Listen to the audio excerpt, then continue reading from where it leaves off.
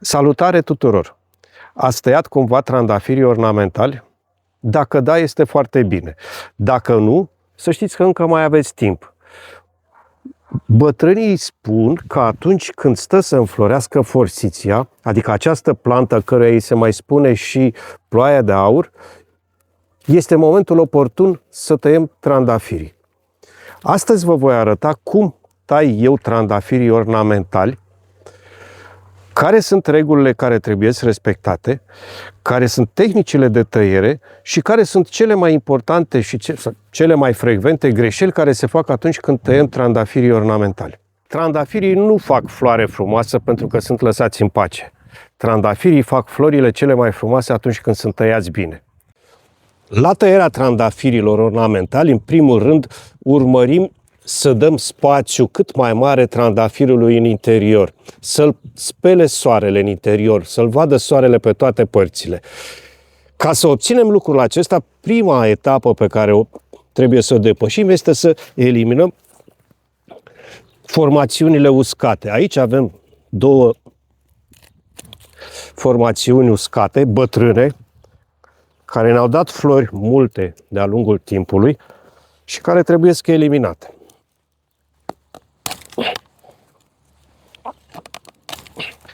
Priviți cât de bătrân este acesta. Este un trandafir foarte valoros, care face niște flori foarte frumoase mov. Bun. Al doilea lucru care trebuie să-l facem, după ce am eliminat partea uscată, trebuie să urmărim ramurile care sunt bolnave. Aici avem o ramură atinsă de ger și aici la fel este uscată. Și acestea trebuie eliminate. Observați că asta de aici este atinsă de ger până în momentul ăsta. Am eliminat ce era stricat. Și asta de aici tot la fel. E uscat.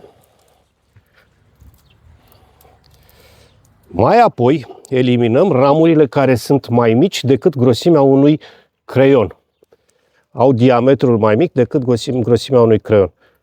Înainte de a merge mai departe cu tăierea trandafirului, trebuie să înțelegem faptul că această excrescență de pe creanga de trandafir înseamnă un mugure.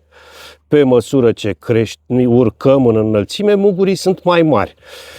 De la fiecare astfel de mugure va crește o crenguță.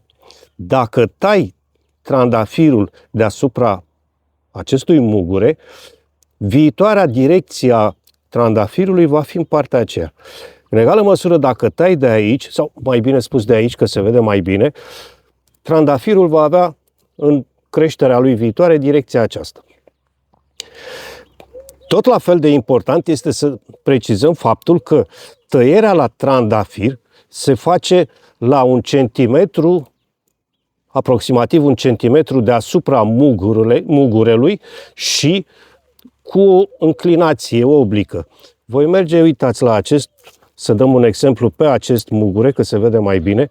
Merg 1 centimetru deasupra lui, întorc puțin foarfecele, să-i dau o tăietură oblică și așa se face tăierea corectă. 3 tipuri de tăieri putem face la trandafirul cu floare mare, cu tijă lungă, floare mare, tăia hibrida. Putem face o tăiere mai drastică, să tăiem la 2 ochi din tija trandafirului și atunci vom avea o creștere accentuată, o creștere care să fie mai mult bazată pe lemn decât pe floare. Spunem că este o tăiere la 2 ochi, o tăiere de resuscitare, de întinerire. Putem face o tăiere la 4 ochi, care se mai cheamă și o, observăm aici 1, 2, 3, 4, care se mai cheamă și o tăiere moderată și atunci vom avea un echilibru între creșterea în lemn și creșterea în floare.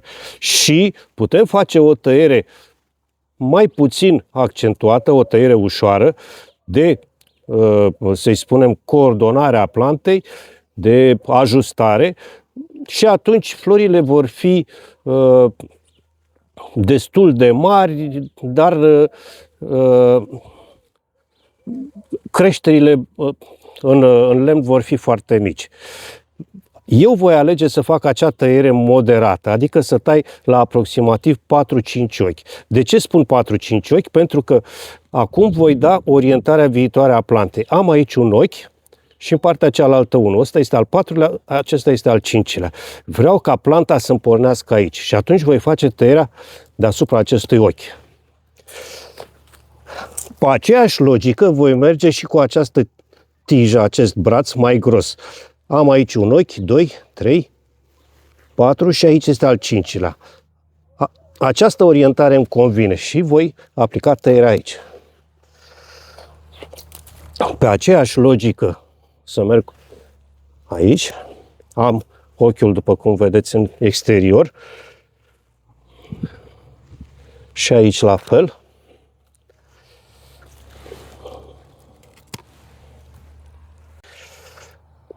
La această crangă, această ramură, e o problemă mai complicată. Mi-a rămas un pinten care trebuie să îl elimin, este total inestetic. Și apoi am 3 brațe.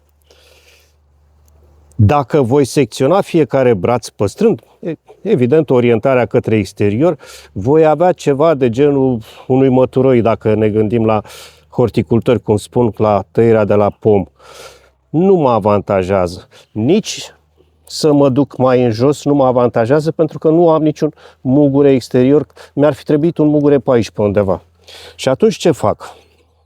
Voi sacrifica cranga cea mai debilă, cea mai subțire și care nu mă avantajează.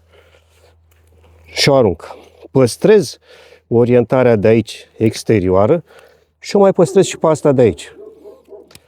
Astfel, trandafirul meu va avea de jur împrejur orientări exterioare, viitoarele creșteri vor fi orientate către exterior, astfel încât interiorul plantei să aibă lumină și aer și îmi gândesc că voi avea o creștere de tije care să poarte flori moderată în lemn și foarte bună în floare.